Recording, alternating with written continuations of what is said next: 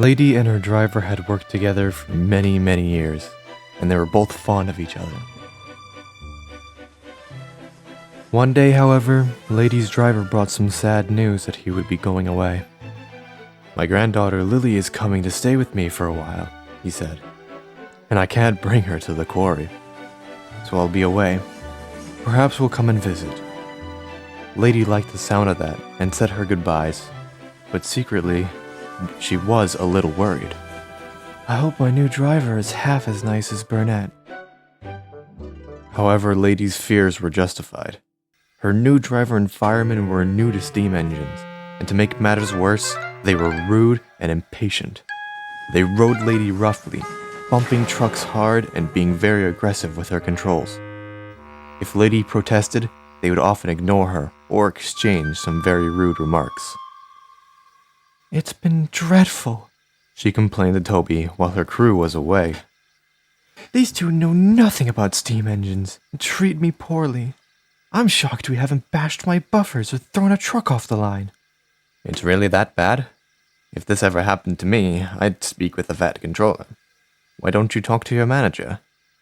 "I have. He said it's hard to find drivers for steam engines now, especially those who want to work in coal mines. But he promised he'd give a crew a stern talking to." "Well, that's something at least. Hopefully it does you good." I'm sorry to say, it didn't. Her crew was cross and treated her even worse, and became very lazy with her maintenance. One day she complained about not feeling well, but as before, her crew ignored her pleas and sent her to work. She was finding any task extremely exhausting, and there was no sympathy from her crew, who only became more aggressive with her controls. But Lady hardly had any strength to say anything. Later, she had to move a great deal of loaded coal trucks to be taken away, but her crew, in their lazy, careless way, chose to shunt the whole lot at once. "Please no. I don't have the strength to pull all that." "Be quiet, you antique kettle," the driver snapped. Lady couldn't reply. Once all the trucks had been shunted together, they backed Lady to the front of it. Lady pulled and pulled, but made no progress. "Come on, you overdue scrap, get moving!" Lady, try as she might, could only have her wheels slip, straining under the heavy load. The driver was more aggressive than ever and jerked her regulator. Lady cried in pain, and sparks shot from her foot, landing on the ground nearby.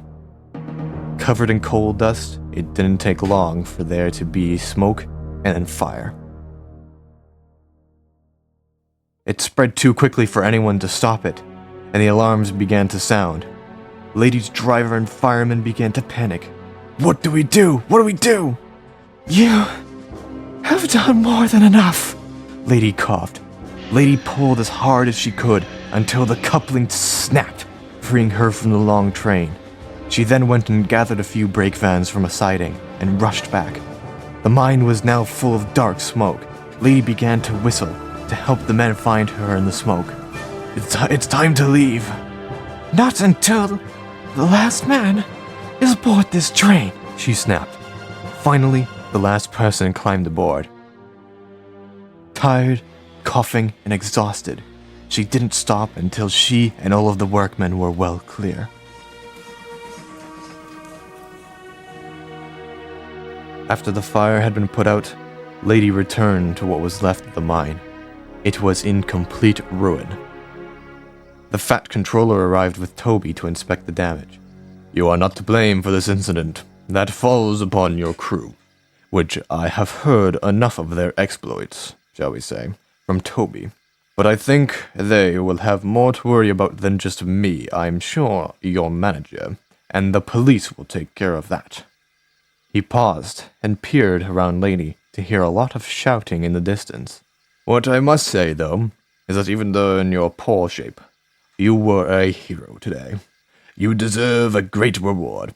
So while you are at our works being mended, you will have a repaint in any colors you like."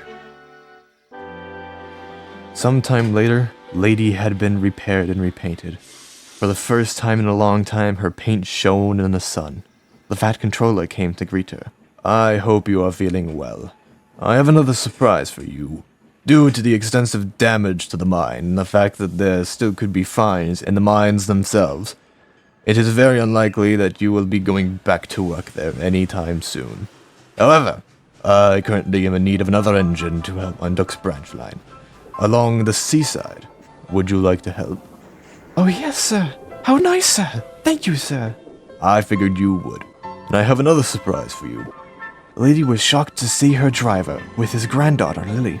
The seaside will be a much nicer place for Lily than the coal mines. Lady could only smile.